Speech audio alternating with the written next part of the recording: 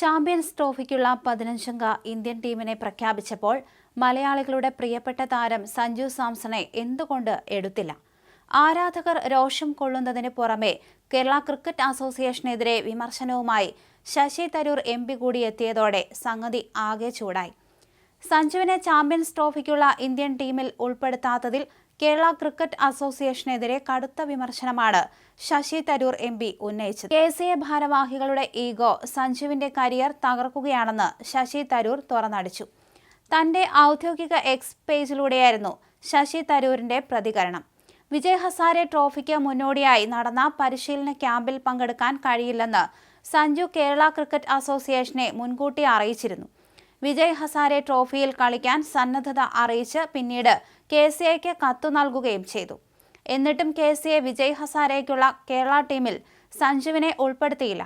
അതാണിപ്പോൾ champions ട്രോഫിക്കുള്ള Indian ടീമിൽ നിന്ന് സഞ്ജുവിന്റെ പുറത്താകലിന് കാരണമായത്.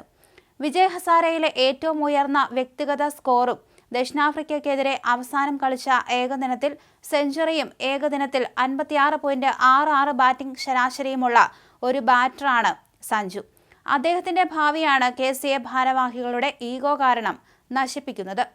സഞ്ജുവിനെ തഴഞ്ഞതിലൂടെ വിജയ് ഹസാരെ ട്രോഫിയിൽ കേരളത്തിന്റെ സാധ്യത കൂടിയാണ് KCA തകർത്തത്. ശശി തരൂർ തന്റെ എക്സ് പേജിൽ കുറിച്ചു. എന്നാൽ സഞ്ജു സാംസണെയാണ് KCA കുറ്റപ്പെടുത്തിയത്. കാരണം കാണിക്കാതെ സഞ്ജു വിജയ് ഹസാരെ ക്യാമ്പിൽ നിന്ന് മാറി നിന്നെന്ന് KCA പ്രസിഡന്റ് ജയേഷ് ജോർജ് പറഞ്ഞു. അച്ചടക്ക നടപടി എടുക്കേണ്ടതാണ്. രഞ്ജി ട്രോഫി മത്സര ശേഷം മെഡിക്കൽ എമർജൻസി എന്ന പേരിൽ ഇറങ്ങിപ്പോയി. അച്ചടക്ക നടപടി ഒഴിവാക്കിയത് താരത്തിന്റെ ഭാവിയെ ഓർത്താണെന്നും KCA പ്രസിഡന്റ് കൂട്ടിച്ചേർത്തു.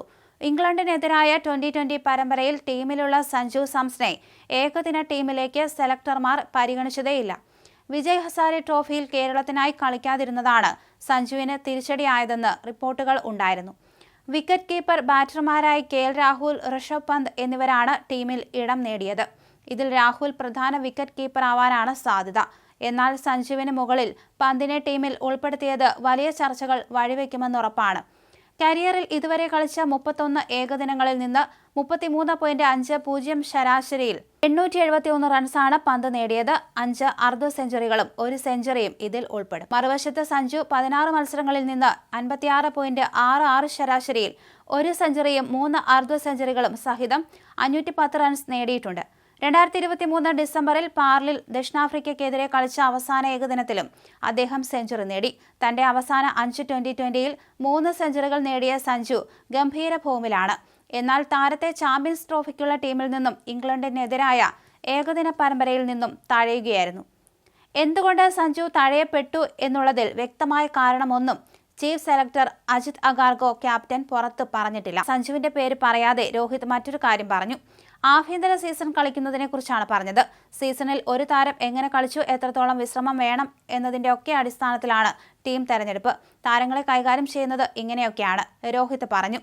സഞ്ജു ഇത്തവണ കേരളത്തിന് വേണ്ടി വിജയ് ഹസാരെ കളിച്ചിരുന്നില്ല. രഞ്ജി ട്രോഫിയിലും സയ്യിദ് മുഷ്താഫ് അലി ടൂർണമെന്റിലും കളിച്ചെങ്കിലും വിജയ് ഹസാരെ ടീമിൽ താരത്തെ ഉൾപ്പെടുത്തിയിരുന്നില്ല. പരിശീലന ക്യാമ്പിൽ പങ്കെടുത്തവർക്കാണ് മുൻഗണനയെന്ന് KCA വ്യക്തമാക്കി. സഞ്ജു ആകട്ടെ ക്യാമ്പിൽ പങ്കെടുക്കാൻ കഴിയില്ലെന്ന് അറിയിച്ചിരുന്നു. എന്നാൽ ആദ്യ മത്സരം തൊട്ട് തയ്യാറാണെന്നും സഞ്ജു KCA അറിയിച്ചു.